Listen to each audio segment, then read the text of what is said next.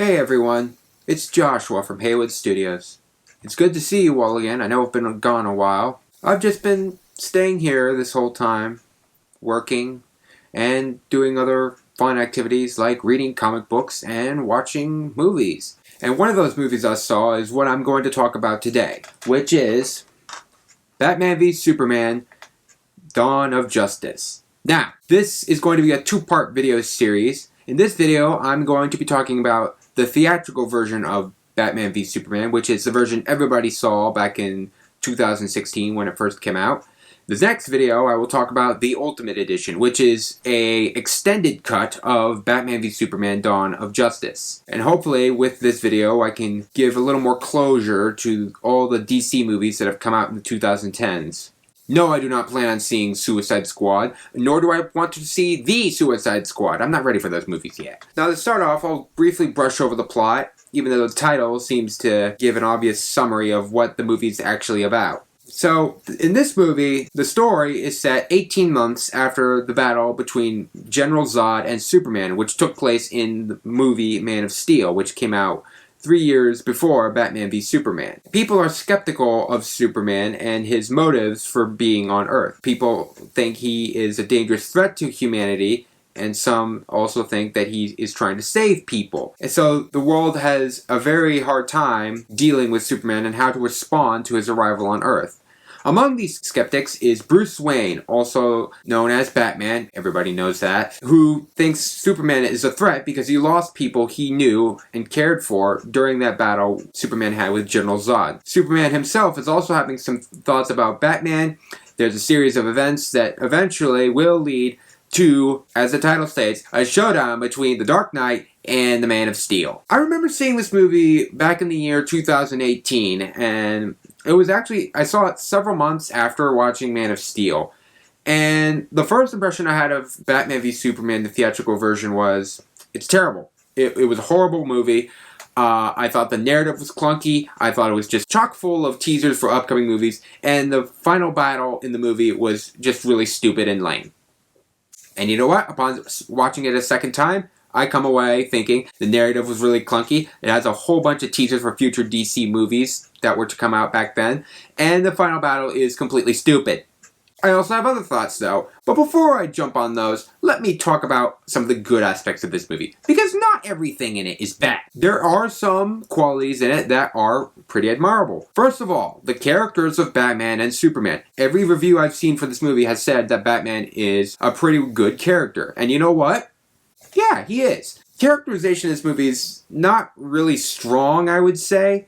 But Batman has the most well-built character, if that makes sense. You understand what he's trying to do, you understand why he hates Superman, and you kind of buy into why he's going after Superman the whole time. Now, Superman, on the other hand, his characterization is more thin, and I think that's largely because he's the center of attention in this movie. He's the figure that everyone is talking about, and what everyone's debating about, and everyone dreads. And his characterization is not bad. He has doubts of why he's here and what he wants to do, but he's not unlikable. He has a thin characterization compared to what Batman is. Also, in spite of the terrible casting choice of Jesse Eisenberg, I thought Lex Luthor was fine. You know, he comes off as this really crazy guy who's kind of insane. He's kind of like laughing and giggling the whole time. He kind of resembles Joker a little. Upon second viewing, however, I can tell that he's not exactly Joker. He's similar, but Lex Luthor is the kind of character that's on the verge of madness, really. He's kind of insane. He has this tensed up, hyped voice. He's just all dramatic and wild and giggling constantly. He's a very strange character, and he's fine. I didn't hate Lex Luthor, but he's certainly not the best character in this movie. Oh yeah, Wonder Woman's in this movie.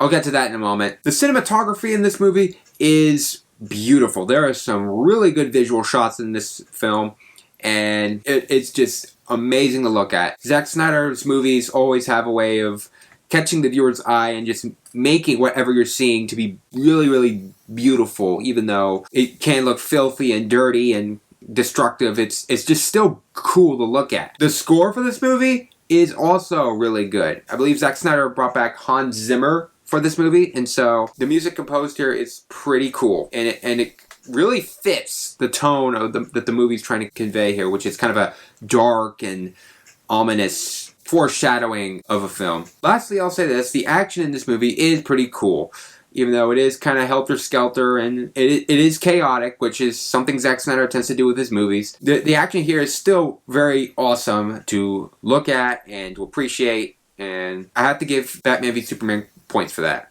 Okay, we're done with positives. Time to talk about why this movie sucks. The first thing I'll mention, and this is a big one, is the narrative. The pacing in this movie is extremely rushed. This movie feels like it has to brush through all of the beginning scenes in the movie just to get to the ultimate climax, which is the fight between Batman and Superman. And because of that, you have scenes in the beginning which just feel, they follow a certain pattern. You can tell just by watching the beginning that all the scenes in the beginning seem to have the same length of time on screen. So we'll have a beginning shot of the movie, then it'll cut, then we'll go to another scene, cut, go to another scene, cut. It happens over and over and over again. Then you get to the second and third acts of the movie, which contain the more epic and superhero-like scenes, like the nightmare scene, the scene on the wharf where Batman's shooting up guys, the battle between Batman and Superman, the Senate meeting. All those scenes, those seem to have the most breathing room in the movie. The pacing, as a result, just feels so jarring and so uneven that you can tell the makers of this movie, and probably Zack Snyder himself, just want to cut to the climactic battle between Batman and Superman, because that's what people came to see. They didn't come to see all the setup and stuff. They want to see the fight. Oh yeah, I did mention Batman shooting up bad guys on the wharf, didn't I?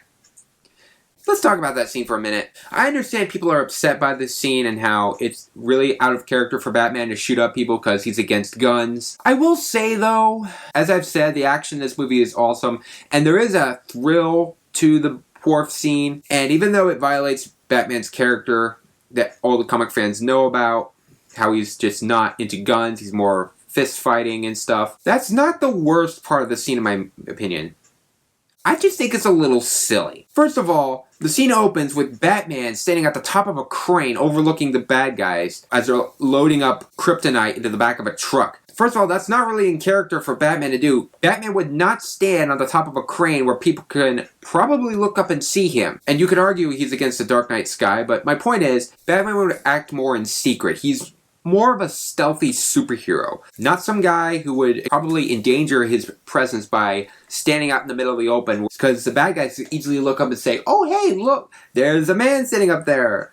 Do we know him? Nope. I think that's a threat. Get your guns, everybody. Open fire! Also, number 2, Batman would not drag a car behind his Batmobile in a comical-like manner and then slam it on top of another car with people carrying guns in it. I just watched that scene, and it just kind of made me want to giggle. It was way too silly for him to do. Also, thirdly, yes, Batman would not use guns. And if I had to add a fourth thing, I think Batman would also swerve and miss Superman just to avoid hitting him. He's way too smart to just ram into him. Let's also move on to another character that's in the movie, and that is Lois Lane. Her role in the movie is to investigate an incident that happens in the desert where there's a gang and there's a bullet that she recovers, and she wants to know about the make and model of it. And the whole purpose of her character is to expose the evil of Lex Luthor and how corrupt his character is. But her investigation is just inserted into the movie at random points, and she just doesn't feel like she has a role to play here, and she just feels irrelevant,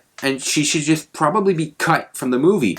But Zack Snyder, you can tell he wants Lois Lane to be important. He wants her to be significant in some way. And so he just inserts her in, and she just kind of bogs down the movie. And yet Snyder just doesn't seem to know what to do with her. You know what? Instead of actually complaining about Lois Lane's involvement in the film and how she's useless, why don't I offer a solution as to how she can probably be relevant to this movie, and maybe it would make the movie better. But that would take a little bit of explaining to do. So sit tight, everyone. This is going to take a little bit. In the original Superman comics that were featured in the Action Comics, yeah, that's where he was born, Lois Lane had no idea Superman was Clark Kent. In fact, Lois Lane hated Clark Kent in the comics for his cowardly, clumsy, timid personality. But she loved Superman for his good looks and his heroism. There was this tension in the comics where you didn't know if Lois Lane was going to figure out that Superman was Clark Kent or vice versa. You wanted her to find out, but you never do. And usually Superman is able to avoid giving away his alter ego of Clark Kent by quickly saving the day and then disappearing for a little bit and then changing up his costume to Clark Kent and making up some silly excuse as to where he's been while Superman was saving the day. There was some kind of magic in those moments, and it really kind of helped fuel the bond between Superman and Lois and the tensions between Clark Kent and Lois in turn. Now, why is this relevant, and why am I bringing this up in a Batman v Superman review? Well, this really has to tie back to Man of Steel. Because in Man of Steel, that tension between Lois Lane not knowing who Superman is gone. Tension and suspense of Lois Lane figuring out who Superman is, that's settled in like 10 seconds. She searches for Superman, she does a little brief investigating, and then pop, she suddenly figures out that Clark Kent is Superman. And in fact, she calls Superman Clark throughout the rest of Man of Steel. And this is carrying over to Batman v Superman, where Lois Lane already knows who Clark Kent is. She already knows he's Superman. And so, by doing that, you've erased some of the suspense that Lois Lane could have had in trying to figure out who Superman was in reality. If I were directing this movie, okay, I would have probably have to have directed Man of Steel, and I would have not allowed Lois Lane to figure out who Superman is. I know Zack Snyder was trying to create a different Superman here, but I think it would have been better if Lois Lane didn't know who Superman was, because think of what would have happened if Lois Lane never knew who Superman was in Man of Steel or BVS. She would have to figure out where the bullet from LexCorp came from. She would also have to be figuring out Superman's identity. And there would be some suspense where you would wonder if Lois Lane would be able to figure out Superman's identity, and thus, if she would expose him to the public, because that would benefit her in the end, and she might get a promotion at the Daily Planet, and that would further endanger Superman and have Lex Luthor and other villains coming after him, because now everyone would know who he is if Lois Lane exposed Superman's true identity, and there would just be this really high emotional climax where maybe Lois Lane doesn't figure out who he is, or maybe she does. I mean, that kind of plot I think would be much more interesting than what we got in this movie.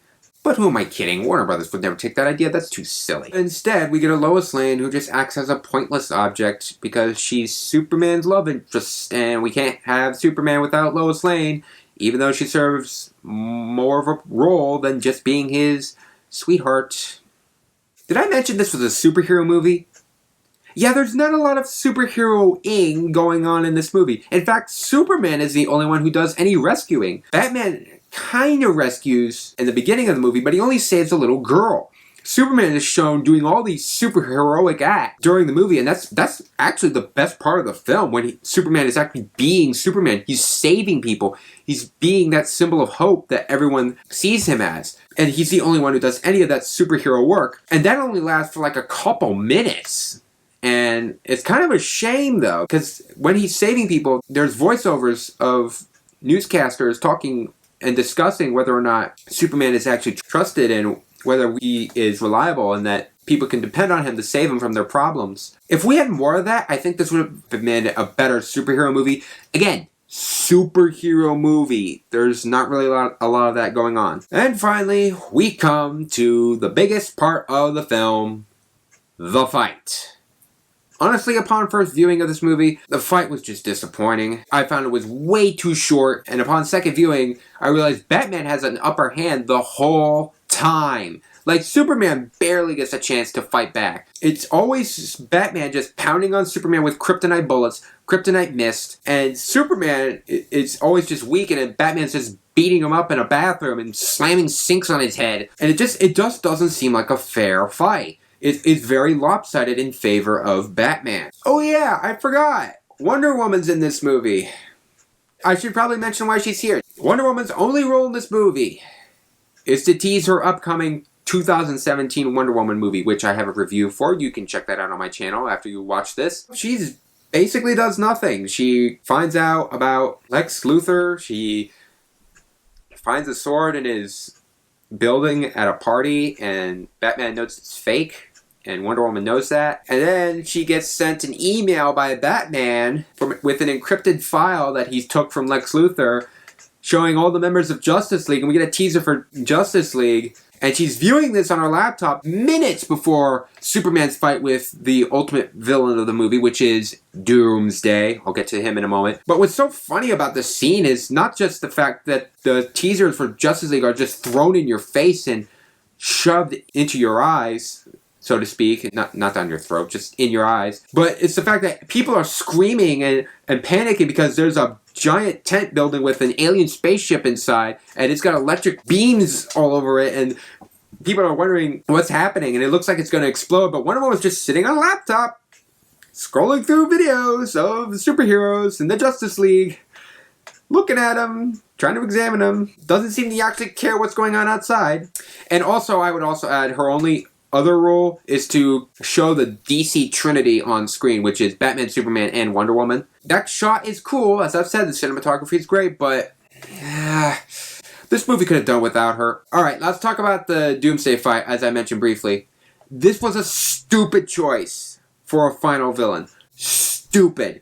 Because the only purpose for Doomsday to be in this movie is to kill Superman. That's what he does in the comics. A lot of Superman fans know Superman dies at the hands of Doomsday. And the reason he's stupid is because Superman's death comes way too soon. This is the second movie featuring Superman being played by Henry Cavill. And this is just too soon. 2 movies in and you kill Superman. There needed to be more movies before this film took place. In fact, this movie is begging for predecessor movies to come and set up this ultimate fight. There needed to be a Batman film. There needed to be more Superman films. Heck, maybe more superheroes in the DC universe. But the whole point of BVS really is to just set up for a Justice League movie. And really, the setup, the teasers, and all that, there were some in Man of Steel, but they were more subtle. But the teasers in here are just thrown in your face. They're not subtle, and you can just tell that this movie is trying to brush through a whole bunch of things to get to the fight between Batman and Superman and Doomsday, and just set up for this future movie that they want to happen. And speaking of time that is absent from this movie in terms of setup, let's talk about Doomsday for a minute, because he too requires setup. In the comics, Doomsday, he's much more ferocious than what he looks like in this film. In this film, Lex Luthor just takes General Zod's dead corpse, cuts his hand, and sprinkles some of his blood on top of Zod's body while he's lying in some liquid in the Kryptonian ship that they have in the tent. And that's really not how Doomsday comes about in the comics. In the comics, Doomsday is born from an experiment by an evil man. Then Doomsday dies because he's killed by environmental dangers and predators on Krypton. But then he comes back to life, and then he's killed again. And then he comes back to life, and he's killed again. And each time he's killed and comes back to life, he becomes immune to whatever killed him previously. And so he becomes this ultimate monster that hates humanity and will just become basically indestructible and a huge, menacing threat. I mean, just look at this guy. He's got all spikes, he's got teeth, he's got angry eyes. You would be scared of this thing if it was right in front of you, wouldn't you? But that kind of setup, I think Zack Snyder is very aware of this because he tries to do this in the shortest way possible. With a missile strike. A missile strike. And then Doomsday just sheds his skin, there's bones popping out of his flesh, and then he has this giant nuclear explosion, which again, it looks cool, but context is key. And because Batman v Superman doesn't have all that buildup that it begs to have, and all that setup, Doomsday just feels kind of like a meh supervillain. And the fight in the end is disappointing. And Superman just kills him with a Kryptonian spear. And then he too gets stabbed. In the comics, Superman and Doomsday, they beat each other to death. It took some time for them to die. Oh, and also in Batman v Superman, Zack Snyder makes sure to add in newscasts of people like Anderson Cooper from CNN say that the area is uninhabited. There are no people here. They've all gone home from work. Even though there's buildings in the background with lights on and people are apparently inside those buildings, and then Superman gets thrown into one of those buildings, I wonder how many people died when he impacted it. This fight just felt... It was, again, it's cool to look at, but the tension is gone. There's nothing here. And Superman dies, you just don't feel anything. It just feels flat and just overall shallow. Now, this might not bother people if you don't know who Doomsday is or how he came about, But as a person who's really interested in comic books, I was just irritated by this. This was a terrible choice for a villain. I think in my Ultimate Edition review, I'll talk about potential choices I could have used to replace Doomsday. But anyway, back to Batman v Superman. This movie does have some good aspects. It has some cool features. It has some pretty stuff to look at. But overall, it is very rushed. It is very messy. All those three things I mentioned, the narrative, the teasers, the pacing, the final fight with Doomsday, all that just ruins the experience and doesn't feel like you've watched a masterpiece. It feels like you've just watched a movie that's trying to get to a certain point in the future. And even though I actually came away upon my second viewing liking this movie just a little bit more, it's still one of the worst superhero movies I have ever seen. On a scale of 1 to 10, I am going to give Batman v Superman Dawn of Justice a 4. I know some people actually like this movie, and I'm sure it's probably because of the Ultimate Edition, which, again, that'll be my next video. But just speaking from as a person who's seen the theatrical version, I am extremely disappointed, and I wish this movie could have been better. I wish they'd just given it more time. Anyway, that's enough from me.